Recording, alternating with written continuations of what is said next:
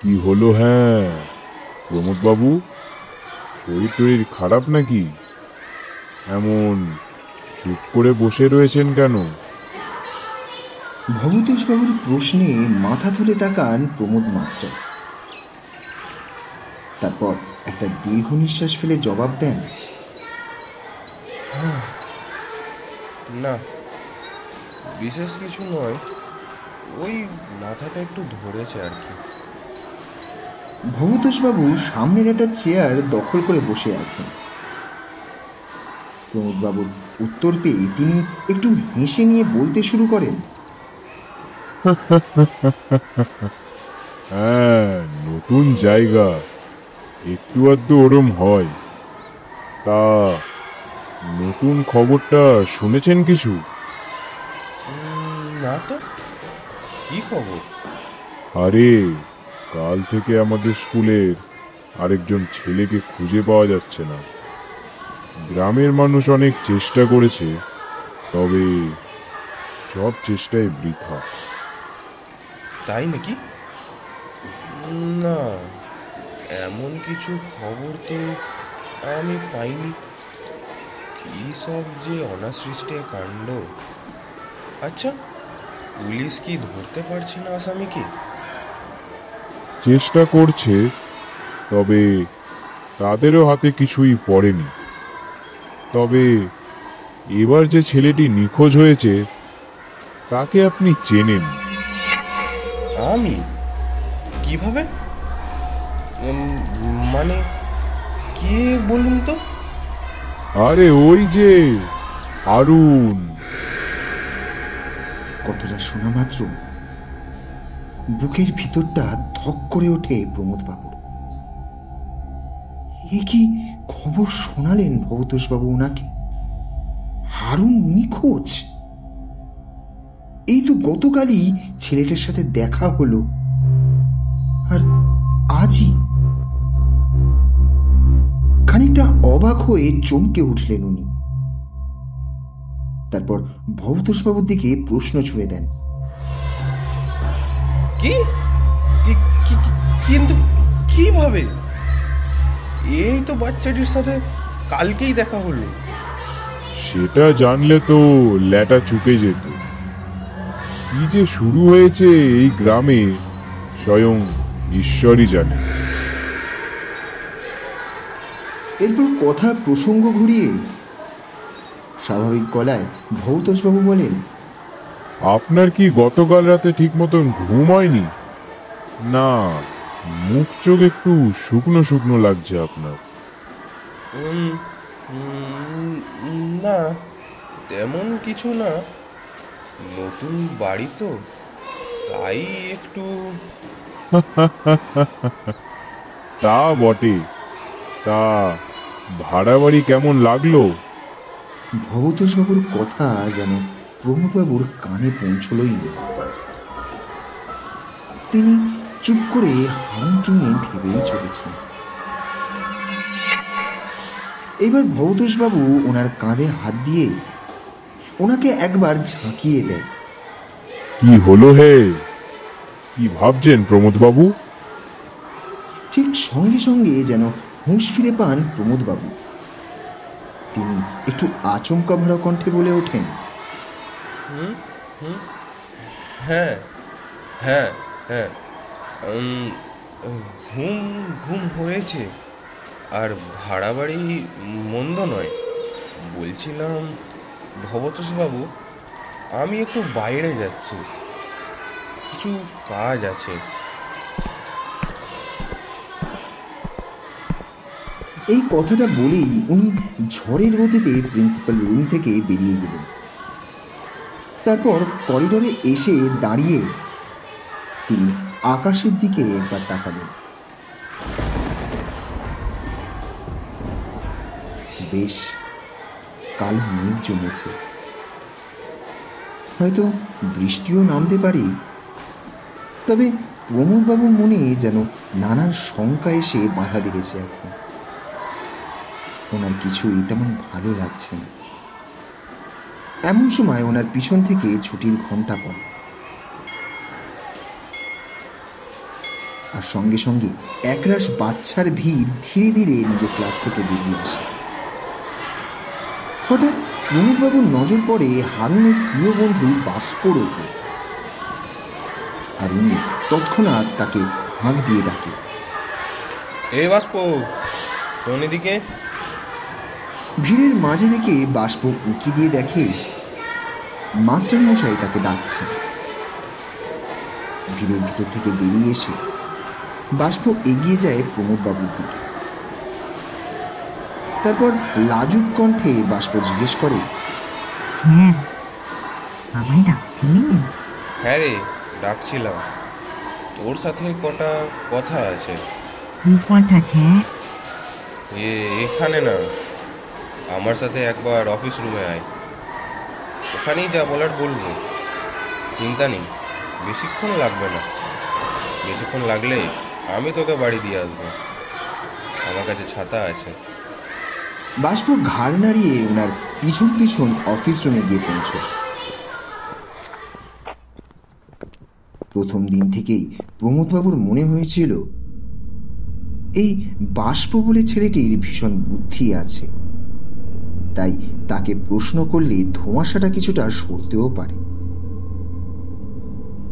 কিছুটা ভাবনা চিন্তার পর উনি বাষ্পর দিকে একটা প্রশ্ন ছুঁড়ে দিলেন, কাল হারুনের কথাগুলো তোর কি অদ্ভুত লেগেছিল? তবে প্রশ্নটা শোনা মাত্রই বাষ্প খানিকটা থতমত খেয়ে যায়। সে চুপ করে বসে থাকে এক জায়গায়।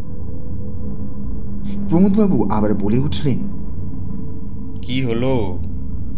বললাম তো ভয় পাস না। আমার প্রশ্নের জবাব দে। আসলে স্যার, হারুন ওরকমই। ওর ইশারায় বলা কথাগুলো আমি বুঝতে পারি। কদিন ধরেই ও আমায় অদ্ভুত অদ্ভুত কথা বলতো, যেমনটা কালকে আপনাকে বলেছিল। তোমার কি মনে হয় ওকে ডাইনিতে তুলে নিয়ে গেছে? প্রমোদবাবু খেয়াল করলেন প্রশ্নটা করা মাত্রই বাষ্পর মুখটা কেমন যেন ফ্যাকাশে হয়ে গেল। সে ভয়ে ভয়ে মাথা নিচু করে উত্তর দেয়, জানি না স্যার, তবে আমি এটা জানি হারুন আর ফিরে আসবে না। আমার বাকি বন্ধুদের মতো ও হারিয়ে যাবে। বাষ্পর এইরকম কথা শুনে প্রমোদবাবু প্রসঙ্গ ঘুরিয়ে নিয়ে একটা প্রশ্ন করলেন, আচ্ছা, আমি যে বাড়িতে ভাড়া থাকি সেই বাড়ির মালিক কেমন মানুষ রে? কিছু জানিস? প্রশ্নটা করে প্রমোদবাবু ওর মুখের দিকে চেয়ে রইলেন। আর উনি দেখলেন ছেলেটা বেশ কিছুক্ষণ আকাশ পাতাল কি সব ভাবল। তারপর ওনাকে জবাব দিল, সেটা ঠিক বলতে পারবো না স্যার। গ্রামের দিকে খুব একটা ঘেঁচতে দেখিনি ওনাকে। একেবারে জঙ্গলের দিকে ওনার বাড়ি বলে আমরা ওদিকটা যাই না তেমন। বাষ্পর উত্তরটা পেয়ে প্রমোদবাবু আর তেমন কিছু জিজ্ঞেস করলেন না ওকে। ওনার প্রশ্নের কোটা শেষ হয়ে এসেছে। তিনি চেয়ার থেকে উঠে একটা দীর্ঘ নিঃশ্বাস ফেলে ফেরার পথে বেরোনোর প্রস্তুতি নিচ্ছিলেন। তবে ঠিক তখনই পিছন থেকে বাষ্প ওনাকে ডাকে। তারপর প্রমোদবাবুকে ফিসফিস করে একটা অদ্ভুত কথা জানায় সে, স্যার, যদি কোনো বিপদে পড়েন তখন শুনেছিলাম ওই জঙ্গলের মাঝে অনেক পুরনো এক সাধু তপ করেন। আপনি একটিবারের জন্য ওনার সাথে দেখা করবেন। প্রমোদবাবু একবার বাষ্পকে উপর থেকে নিচ অব্দি মেপে নেন আর মনে মনে ভাবেন বাষ্প কি ব্যাপারে বলতে চাইছে। ছেলেটি আবার বলতে শুরু করে, আমার দিন শেষ হয়ে এসেছে স্যার। হারুন আমাকে ডাকছে, ওর খেলার সঙ্গী দরকার স্যার, আমায়ও এবার যেতে হবে। বাষ্পর এমন কথার উত্তরে প্রমোদবাবুর যে কি বলা দরকার তা ওনার মাথায় এলো না। শেষে উনি চুপচাপ বাড়ির পথ ধরলেন।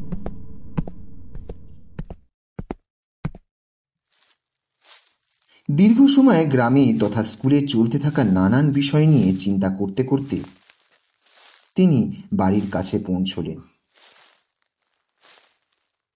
বাড়ির কাছে পৌঁছতেই টিপ টিপ করে কয়েক ফোঁটা বৃষ্টি ওনার শরীরে এসে পড়ল। ইতিমধ্যেই অন্ধকার হয়ে এসেছে চারিদিক। তবে হঠাৎ একটা দমকা বাতাসে অলক্ষণের আভাস পেলেন প্রমোদবাবু। কিন্তু ওনার একার দ্বারা করারই বা কি আছে? উনি যে এসবের কিছুই বুঝতে পারছেন না। হরেক রকম ভাবনা চিন্তা মাথায় জমিয়ে উনি চুপচাপ নিজের ঘরে ঢুকে পড়েন।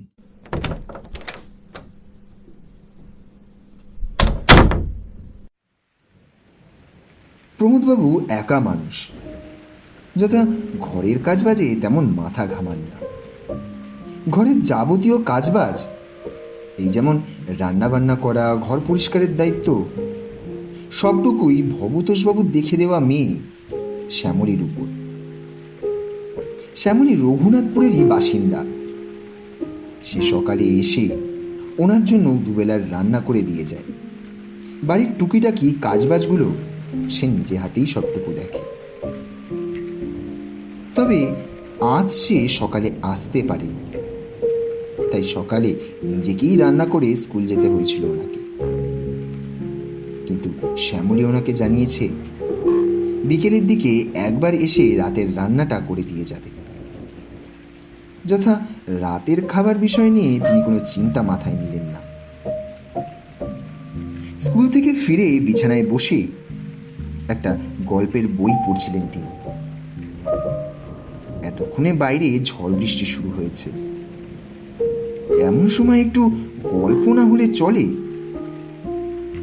শান্ত মনে তিনি নিজের জীবনের কিছু সুন্দর মুহূর্তকে আলিঙ্গন করেছিলেন। ঠিক সেই সময় ওনার দরজায় টোকা পড়ার শব্দ শোনা গেল।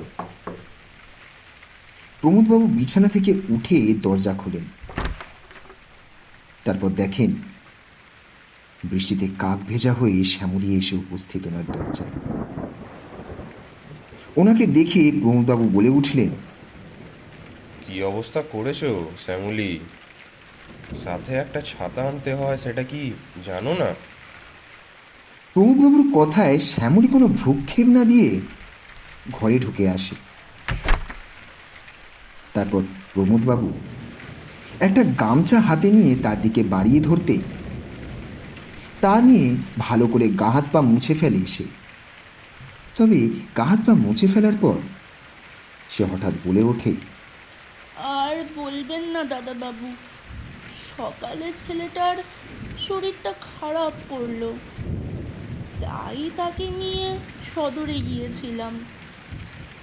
তার জন্য আমায় মাফ করবেন দাদাবাবু।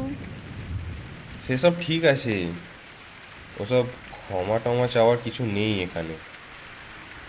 শরীর খারাপ তো হতেই পারে। এখন আর দেরি না করে যাও, গিয়ে রান্নাটা সেরে ফেলো। তবে শ্যামলী প্রমোদবাবুকে হঠাৎ একটা অদ্ভুত কথা বলল। বাবু, আমি আজ কিন্তু সন্ধ্যা হওয়ার আগে বাড়ি ফিরে যাব। হ্যাঁ, তা ঠিক আছে। আমি কি তোমায় ধরে রাখবো নাকি? এত ভয়ে ভয়ে বলছো? যাও, রান্না হয়ে গেলেই চলে যেও। বাবু, আমি আপনার ঘরে কাজ আর করতে পারবো না। কাল থেকে আমি আর আসবো না এইখানে। এই কয়েকদিনের জন্য আমার কোনো টাকা পয়সা লাগবে না। শ্যামলীর মুখে হঠাৎ এমন কথা শুনে প্রমোদবাবু যেন আকাশ থেকে পড়লেন।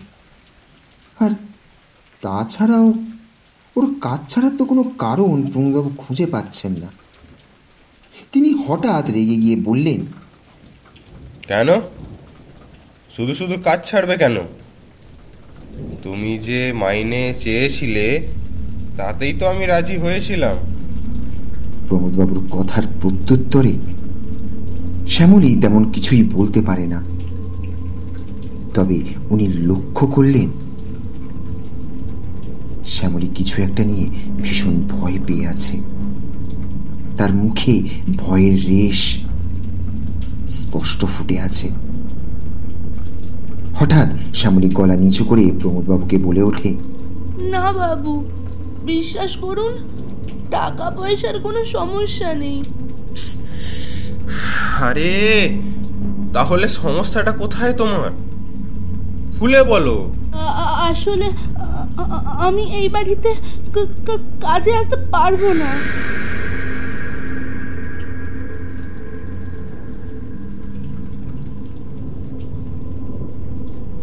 শ্যামলীর এমন উত্তরে প্রমোদবাবুর সন্দেহের মাত্রাটা রীতিমতো বৃদ্ধি পাচ্ছে।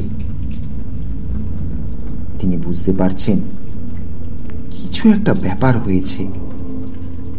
রাগের মাত্রা কমিয়ে তিনি স্বাভাবিক গলায় তাকে প্রশ্ন করে, বিভাস বাবুর সাথে কোনো ঝামেলা হয়েছে তোমার? যদি হয়ে থাকে তাহলে আমি সমস্ত ঝামেলা মিটিয়ে দিতাম। না না বাবু, উনার সাথে আমার কিছুই হয়নি। আসলে এই বাড়ি কথাটা পুরোটা বলতে গিয়ে নিজেকে আটকে নিল শ্যামলী। তারপর চুপচাপ মাথা নামিয়ে সে তাড়াতাড়ি রান্নাঘরে প্রবেশ করে। অন্যদিকে প্রমোদবাবু শ্যামলীর কথার কিছুই না বুঝতে পেরে বিছানায় ফের শুয়ে গল্পের বই পড়তে শুরু করলেন। তবে ওদের কথোপকথনের মাঝে ওরা কেউ বুঝতেও পারল না দরজার বাইরে থেকে তাদের উপর নজর রাখছিল দুজোড়া লাল চোখ। ওনাদের কথাবার্তা শেষ হতেই সেই চোখজোড়া অন্ধকারে হঠাৎ মিলিয়ে যায়।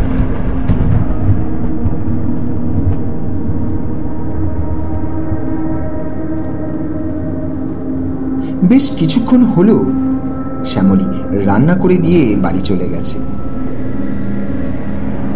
আজ এই মেয়েটির ব্যবহার প্রমোদবাবুকে বেশ অবাক করেছে। তবে তিনি এটা ঠিকই বুঝতে পেরেছিলেন মেয়েটা কিছু একটা বলতে চাইছিল ওনাকে, কিন্তু শেষমেশ তার বলা হয়ে ওঠেনি। কেন বা সে কাজ ছেড়ে দিল তারও কোনো উত্তর প্রমোদবাবুর কাছে নেই। উনি ভাবতে থাকেন এখন আবার একজন নতুন কাজের লোক খুঁজতে হবে। প্রমোদবাবুর মাথাটা সকাল থেকেই ধরে আছে। নানান রকমের চিন্তা ভাবনায় ওনার যেন নিঃশ্বাস আটকে আসছে। তবে সেসব চিন্তার কোনো উত্তরই তিনি পাননি।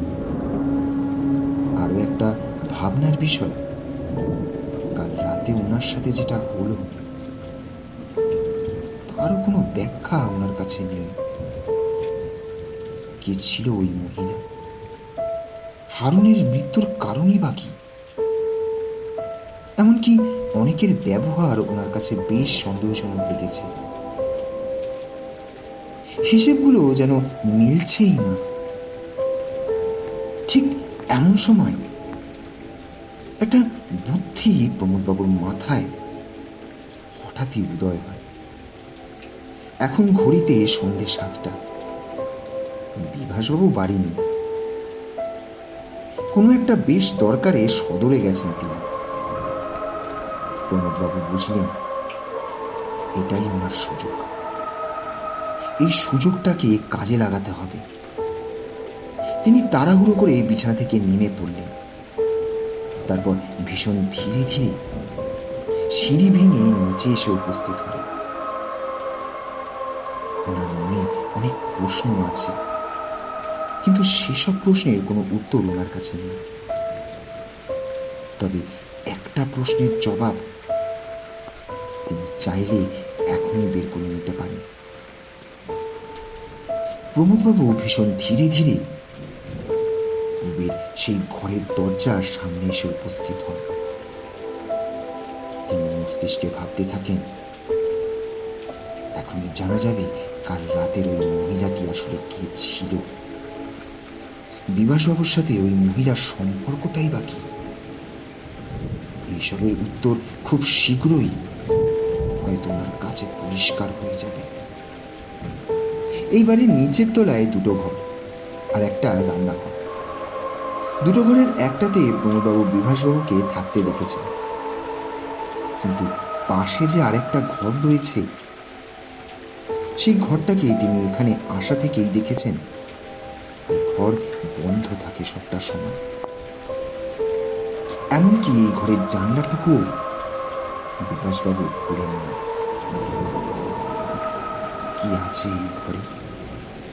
প্রমোদবাবু খেয়াল করলেন দরজাটায় কোনরূপ তালা ছাড়াই বন্ধ করা রয়েছে। তাই দরজা খোলায় বিশেষ কোনো ঝামেলা হল না ওনার। প্রমোদবাবু দরজার কাছে এগিয়ে ধীরে ধীরে সেটাকে খুলতে লাগলেন। একসময় ক্যাচ করে একটা শব্দ করে দরজার পাল্লা দুটো খুলে গেল। প্রমোদবাবু দরজাটা হাট করে খুলে দিলেন পুরোটা। তবে ঠিক দরজা খোলার সাথে সাথে একটা মাংস পচা দুর্গন্ধ ওনার নাকে এসে ঝাপটা মারল। উনি সঙ্গে সঙ্গে নাকটা চেপে ধরলেন। তারপর মনে মনে ভাবতে শুরু করলেন,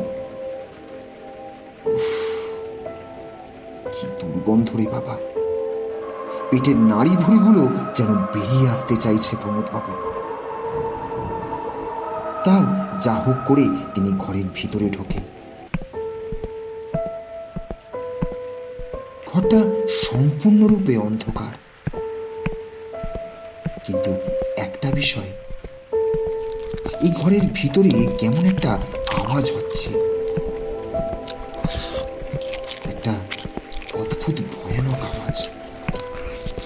কোনো হিংস্র জানোয়ার যেমন পরম আক্রোশে নিজের খাবারকে চিবিয়ে চিবিয়ে খায়, ঠিক তেমনি রক্ত জল করা আওয়াজ।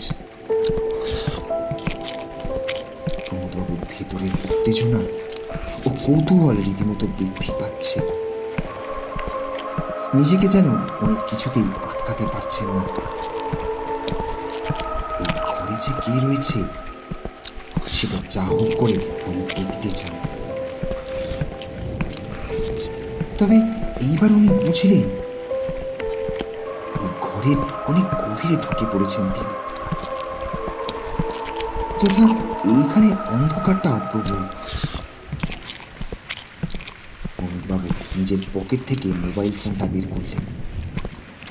তারপর মোবাইলের ফ্ল্যাশ লাইটটা অন করে সামনের দিকে মেলে ধরলেন উনি। ঠিক সেই সময় ওনার সামনে উনি যা দেখলেন তা দেখে যেন ওনার পায়ের তলার মাটি এক মুহূর্তের জন্য কেঁপে উঠল। উনি ভীষণভাবে চমকে উঠলেন, তবে মুখে কোনো শব্দ করলেন না। প্রমোদবাবু আস্তে আস্তে মোবাইলের ফ্ল্যাশটা নিজের পায়ের মেঝের দিকে মেলে ধরলেন আর দেখলেন এই মেঝেটাতে রক্তে একেবারে ভেসে যাচ্ছে।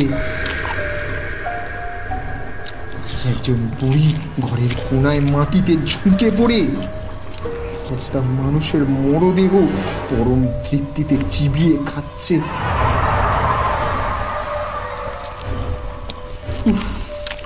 কি ভয়ানক সেই দৃশ্য! যেন এই মুহূর্তে প্রমোদবাবুর হৃৎপিণ্ড ফেটে বেরিয়ে আসবে। কিন্তু উনি বুঝলেন না ওনার অবাক হওয়ার আরেকটা ধাপ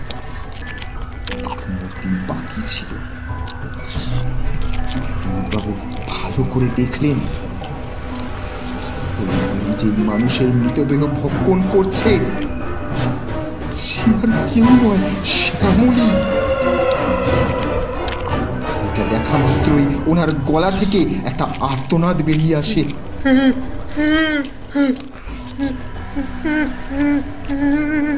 না না না, এটা এটা হতে পারে না।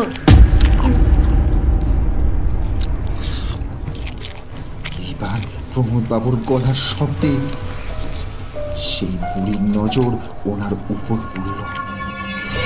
আর পড়া মাত্রই সে মাটিতে হামাগুড়ি দিয়ে প্রমোদ বাবুর দিকে এগিয়ে আসতে শুরু করে। তবে প্রমোদ বাবু এক জায়গায় স্থির হয়ে দাঁড়িয়ে রয়েছেন, যেন উনি ভুলেই গেছেন যে ওনাকে এই মুহূর্তে এখান থেকে পালাতে হবে। কিন্তু উনি পাথরের মূর্তির মতো সেখানে আটকে গেছেন। তবে হঠাৎ প্রমোদবাবু খেয়াল করলেন ওনার বুকের কাছটা কেমন এক স্পর্শে যেন চিক করে চলে উঠল, আর সঙ্গে সঙ্গে ওনার শরীর যেন নিজের থেকে সেই জায়গা থেকে সরে আসতে লাগলো। প্রমোদবাবু আর এক মুহূর্ত দেরি না করে দৌড়তে লাগলেন।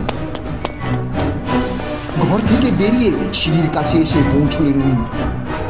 তবে সেই পিছনের বিভীষিকা একইভাবে মাটিতে হামাগুড়ি দিয়ে তার দিকে এগিয়ে আসছে।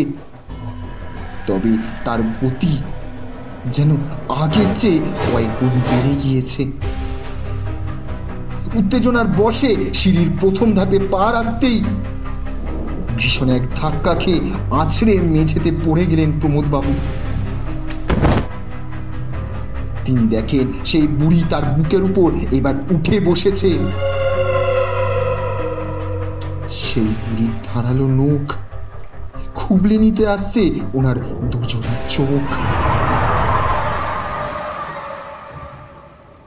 প্রবল আতঙ্কে প্রমোদবাবু চোখ বুঝলেন। তিনি বুঝে গেলেন এটাই হয়তো ওনার শেষ। কিন্তু ঠিক এমন সময় একটা ভীষণ জোর চিৎকার ওনার কানে ভেসে আসে। সঙ্গে সঙ্গে প্রমোদবাবু চোখ খুলে দেখেন সেই বুড়ি আর তার বুকের উপর নেই, সে মাটিতে আছড়ে পড়ে রয়েছে। আর প্রমোদবাবুর বুকের কাছে একটা লাল আলোর ছটা কোথা থেকে নির্গত হচ্ছে। বুকের কাছটায় প্রবল জ্বালা করছে প্রমোদবাবু। ভালো করে খেয়াল করলে বুঝতেন সেই লাল আলো ওনার গলায় পরিধান করা মাদুরিটা থেকে বার হচ্ছে। কিন্তু ওনার কাছে এখন সেই সময়টুকু নেই। তিনি বুঝলেন এই বুড়ি ওঠার আগে ওনাকে দ্রুত উপরে উঠে যেতে হবে, নইলে যে মহা বিপদ। প্রমোদবাবু সেখান থেকে জলদি উঠে দাঁড়িয়ে টলতে টলতে দরজা খুলে ঘরের ভিতরে ঢুকে দরজায় খিল দিয়ে বিছানায় নিজের জায়গায় গিয়ে শুয়ে পড়ে। বাইরে বৃষ্টির ধারা কমে এসেছে। প্রমোদবাবু বুঝলেন না কোন কালো চক্রে ফেঁসে গেছেন উনি, আর এখন ওনাকে কেই বা রক্ষা করবে এই বিপদ থেকে। ঠিক সেই সময় বাষ্পর কথা ওনার মাথায় ভেসে ওঠে,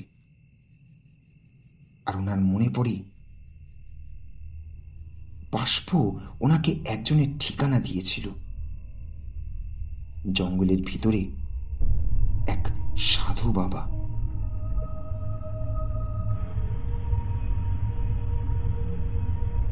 জীবনে অলৌকিক ঘটনার সম্মুখীন হওয়া প্রমোদবাবুর কাছে নতুন নয়।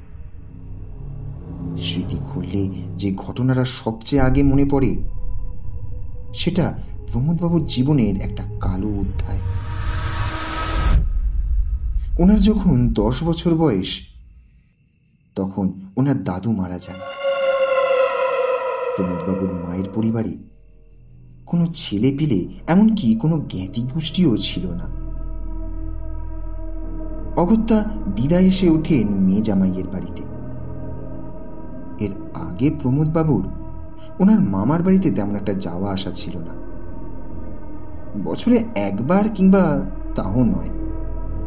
এর একমাত্র কারণ ওনার মামার বাড়ি ছিল ওপার বাংলায়, তাই যেতে চাইলেও ওনার কাছে উপায় হতো না।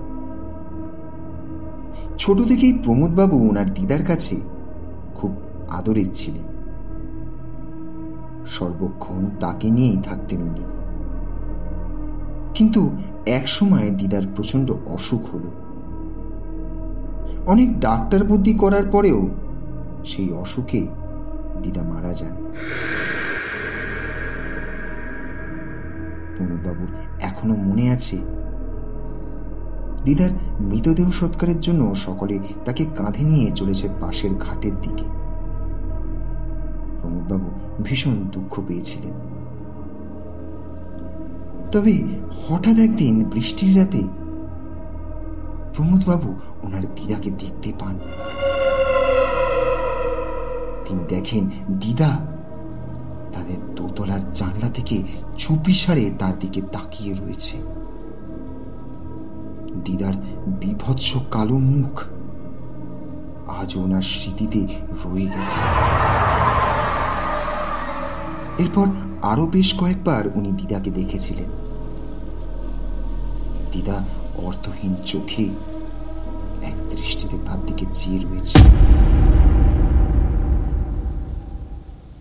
প্রমোদবাবু একটা সময় পর ওনার মাকে যখন এই সব কথা জানিয়েছিলেন, তখন তাকে নিয়ে যাওয়া হয় এক সাধু বাবার কাছে। সাধু বাবা ছিলেন অত্যন্ত ক্ষমতাধর। বহুজন তার কাছ থেকে মাদুলি তাবিজ নিয়ে উপকৃত হয়েছিল। সেরকমভাবে সেই সাধু প্রমোদবাবুকে একখানি গলার মাদুলি দিয়েছিলেন, যেটা পরিধান করার পর থেকে দিদাকে আর একবারও দেখতে পাননি উনি। প্রমোদবাবু বিছানায় শুয়ে ভীষণ কাঁপতে কাঁপতে বুকের থেকে মাদুলিটা বার করে আনলেন। তারপর সেটিকে হাতের তালুতে রেখে ভালো করে সেটির দিকে চেয়ে রইলেন, আর মনে মনে ভাবতে থাকলেন মায়ের একটা পুরনো কথা। তোকে যে মাদুলিটা পরানো হলো, জীবন থাকতে এটা কোনোদিনও খুলবি না। এর পরেও তোর জীবনে অনেক ভয়ঙ্কর বিপদ আসবে, তবে এই মাদুলিটাই হয়ে উঠবে তোর অমৃত কুণ্ঠ।